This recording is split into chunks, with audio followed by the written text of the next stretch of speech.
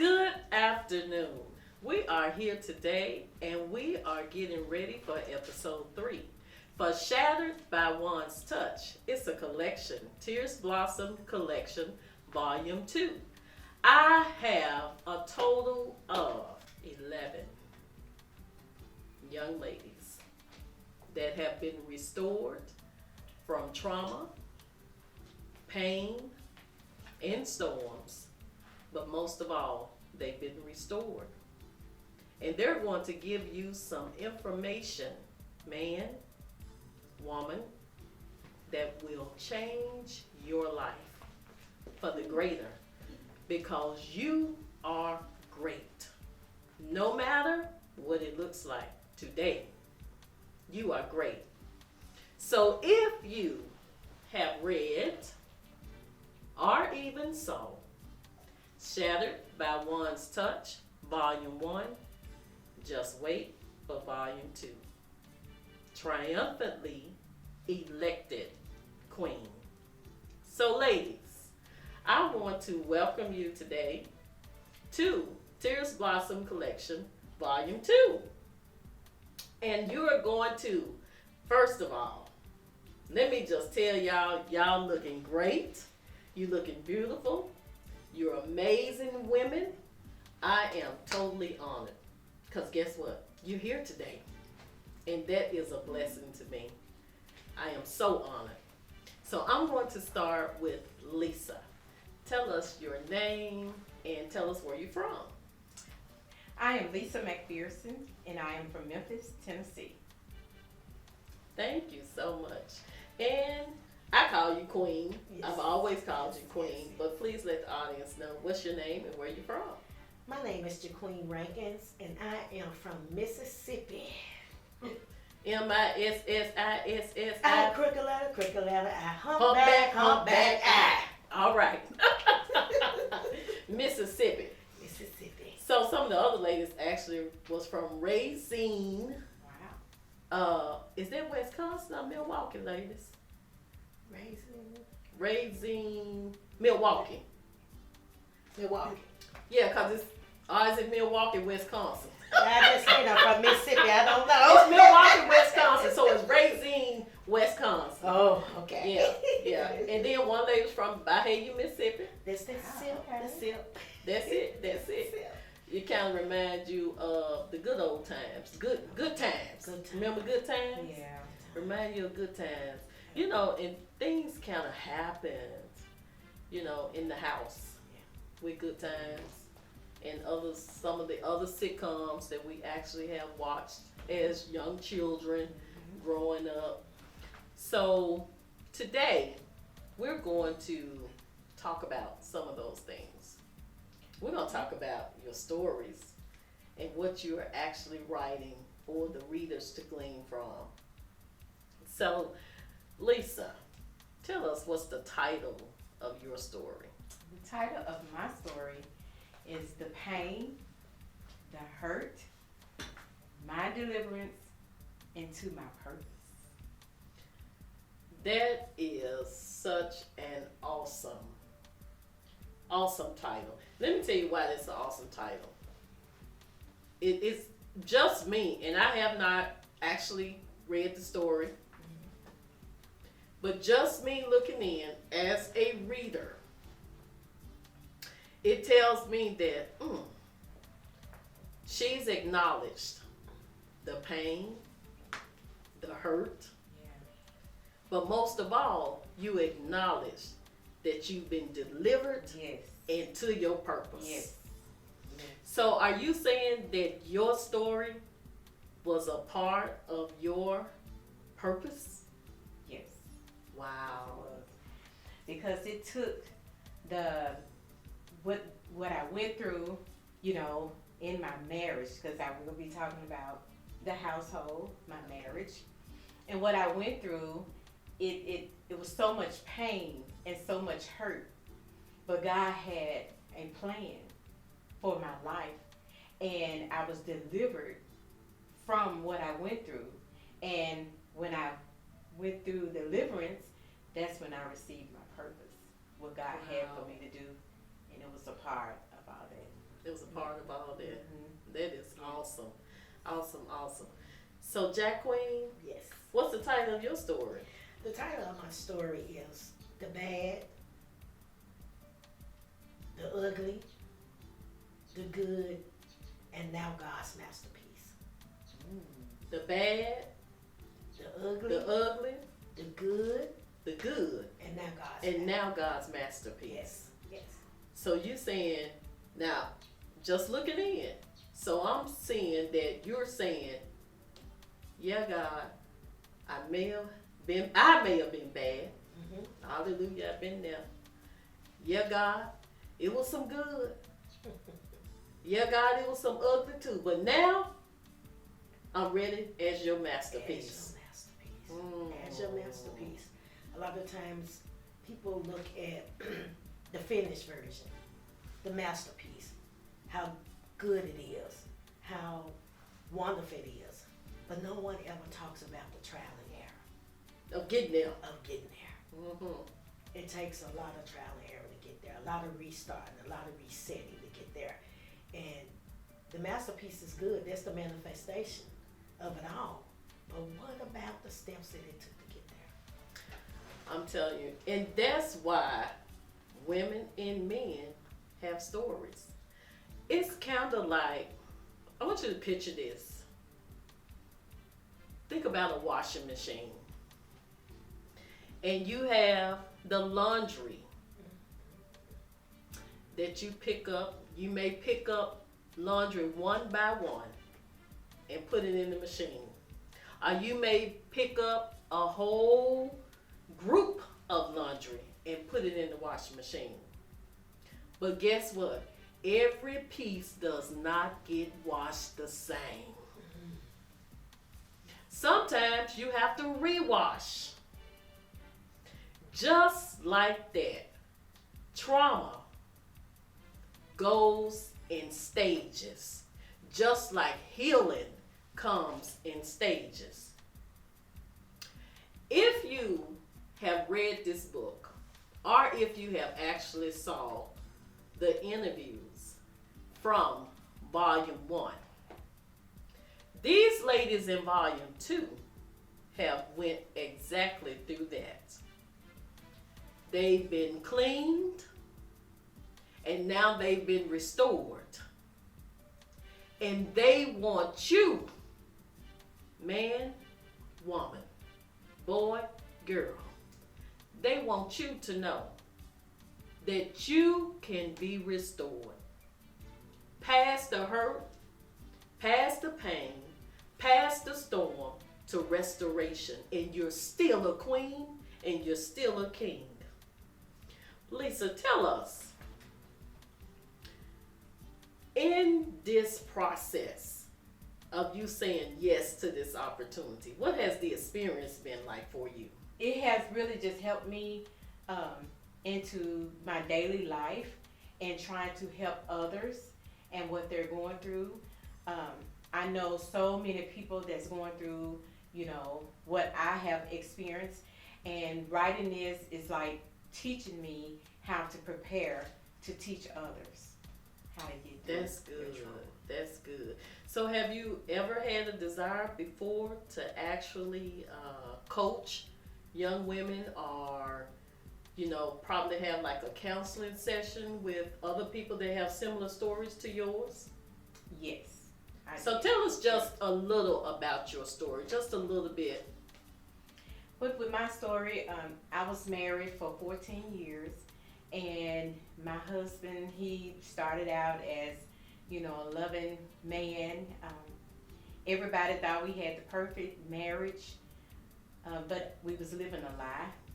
And I smiled, and we smiled, but he was physically abusing me. I was mentally abused, verbally abused, and emotionally abused. So I just, you know, it was just it was a pain that I was living through, hurt behind the smile. Okay. And yeah, I can definitely see that so many people have similar stories to that. So I definitely congratulate you for even coming forth about that, because it's really needed. The support system is needed, and more, just someone to have another woman that they can even pick up the phone and call. Look, how did you do? Yeah. Because some people are afraid. You know, you've been married 14 years, that's a long time. And then you don't know what to do, how to do, or if you're going to make it at all. So to have someone to come alongside them as a support system is great. So if that is something you truly, truly desire to do, please go forward with it.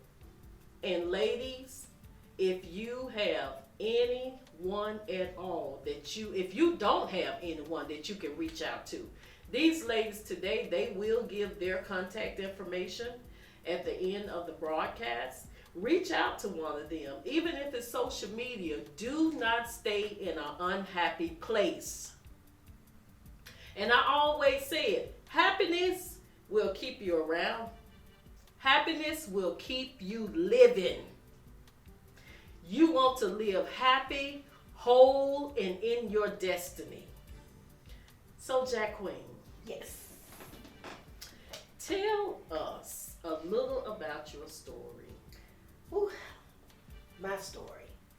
Just don't tell us all. No. So just a I little look, bit. Just a little because bit. look, I know that we have, we may have 4 or 5 different areas Yes, of yes. trauma that Yes, we've actually yes. been through.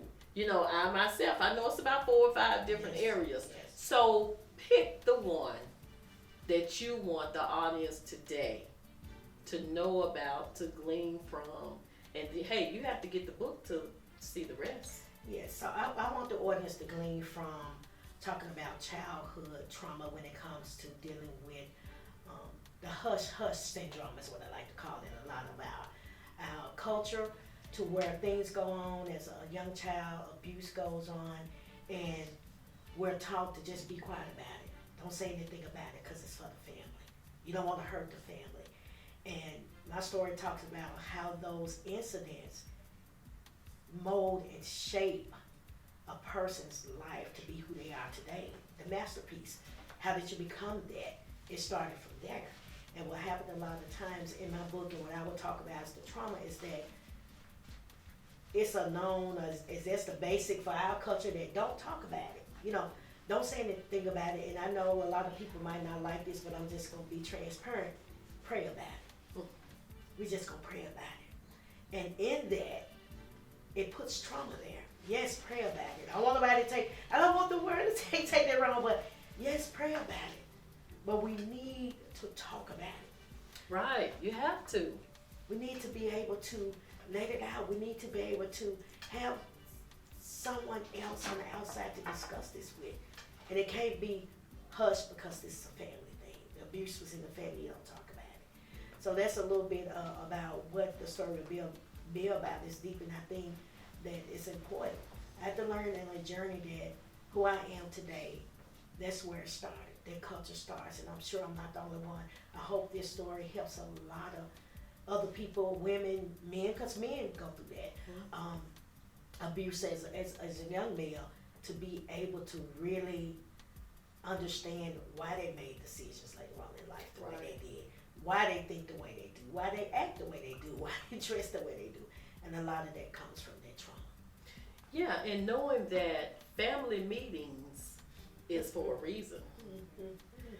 Yeah, you want to come and you want to enjoy the family, you want to fellowship and have the good food, but also family meetings is to discuss the good, the bad, the ugly, the hurt, the pain. And in our community, I believe the reason so many people to this day do not go through therapy, do not get counseling, don't have a life coach, is because they didn't see their parents do it. Exactly. They just went through it, shoved it under the rug, and just went on with life. Exactly. As we said before, to just go with the flow. Just go with the flow. But in your heart, if you truly know that going with the flow is going to keep you stuck and unhappy. Is that something you really want to do? I don't think so. No. So we talk about sexual abuse, emotional abuse, verbal abuse, domestic violence as far as physical abuse, habits and addictions, divorce, depression, relationships, marriages.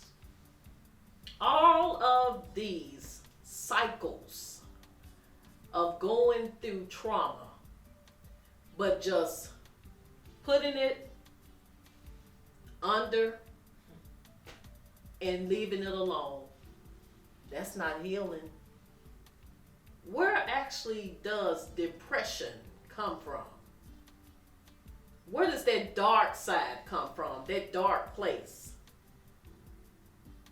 There is a light.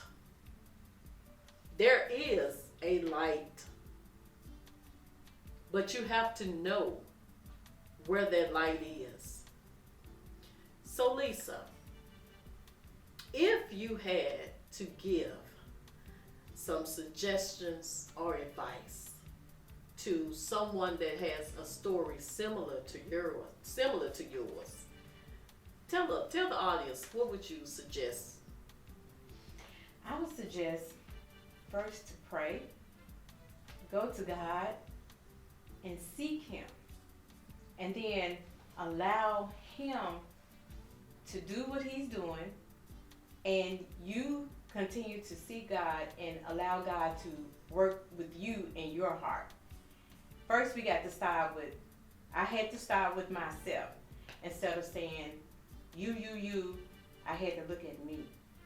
And I had to allow God to change me and to work on my heart.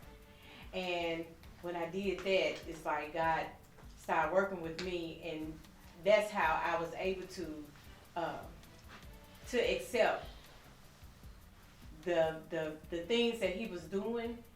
And so my suggestion to you is, don't stay in there unhappy. You know, I was unhappy for 14 years, and it's just like I was done. And I cut my marriage off cold turkey. 14 years, I just cut it off because my happiness was more important than me just staying there and just taking it, you know. So, but first seek God. God is number one. Did you all have children? Yeah, we have one daughter. One daughter. Okay. Because I know a lot of times people will stay for the children. And we did. Okay. You know, we married for my daughter. Okay. Yeah. So your decision to marry was because of the pregnancy? Yes. Okay. We wanted to be married, and we wanted her to grow up with both parents in the house. And so we didn't seek God for our marriage. Okay. We just did it. And that was the big mistake. Oh yeah. And then I've even, just from experience, I've even seen the trauma behind the marriage, where one or the other is at the altar and having doubt, but because of the audience, you go forward. I've actually seen that, and just to let people know, children are very important, but it should not be your reason. Just like Lisa said, pray about it. If you are going through trauma right now, today, with any of those topics that I just spoke about, and you don't know Christ, I give you the invitation to Jesus. We three sitting here today give you the invitation of Jesus, because that was the light that delivered us, that healed us, and restored us. get the invitation of Jesus. And once you receive Jesus, let him lead you out to your destiny, where you are truly, truly in purpose. Jacqueline, Yes. what suggestions or advice do you have for men or women that may have a story similar to yours? Suggestion or advice I have, first of all, is pray about it. I'm always going to say pray about it. But if you are where you are now in life, that means you're a warrior. You already done survived. And that advice is, first of all, to understand that it's a purpose why you survived. It's a purpose why you made it through the trauma you went through. And do some self-work. It's okay to recognize the ugly. Yeah. It's okay to understand you're not perfect. As the old people used to say, your slip is hanging. It's okay for your slip to hang. Because a lot of times, if we don't address those things, if we do not take that time to do some self-work, then we're not going to be able to help anybody with anything until we can look on the inside. So that advice is love who you are, no matter the good, the bad, the ugly. Love who you are. And really understand that you didn't get to be who you are overnight. Mm-hmm. It was a beginning. It was a process that happened to make who you are.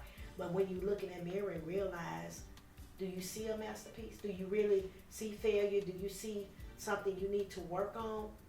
Then go back.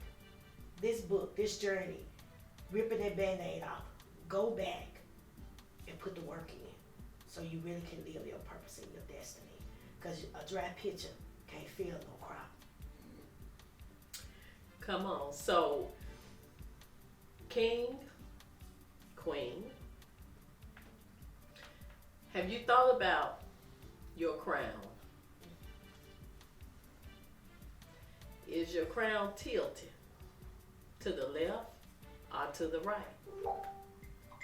Or is your crown standing up strong? You're strong. You're not weak. Even if you have stayed. Because today is your day to make a decision to come forward and to come out. Today, King, and today, Queen. So, ladies, if you had one word that would describe your beautiful selves, restored and in the queenship of the Almighty God, what would be that one word? Oh, wow. My word would be strength. Strength. Strength. What about you, Jacqueline? The one word that I think would describe would be, and people might take this differently, but untamed. Untamed. Untamed. Well, today, this is episode 3. And we are Tears Blossom Collection, Volume 2. But guess what? Look forward to Volume 3. It's all about the men. Ladies, give your contact information. Jacqueline, you go. You can reach out to me on Facebook, of course, at Jaqueen Rankins. Also, I don't mind you having my cell, 901-281-2673. And you can also email me at JaqueenRankins2014@gmail.com. Lisa. You can reach me at 901-334-8805. You can also reach me on Facebook. It's Lisa Spears McPherson. And you can also email me at lmcpherson2611@gmail.com. And McPherson is McPherson. Thank you. Great. I am your host, Marceline Williams. Make sure that you know that you are a queen and you are a king. No matter what you've been through, when you went through it, you are still God's chosen. You are still God's chosen. Look at the light of Jesus Christ and know that without a shadow of a doubt, He forgives you and He is waiting on you. Yeah, He's waiting on you. Nobody else. You to come forward. So, pick up the book, Shattered by One's Touch and We Overcame, Volume 1, and look forward to Volume 2, Triumphantly Elected Queen. We're ready for you, and we sure do pray that you are ready for your destiny. Thank you again. Tears Blossom Collection.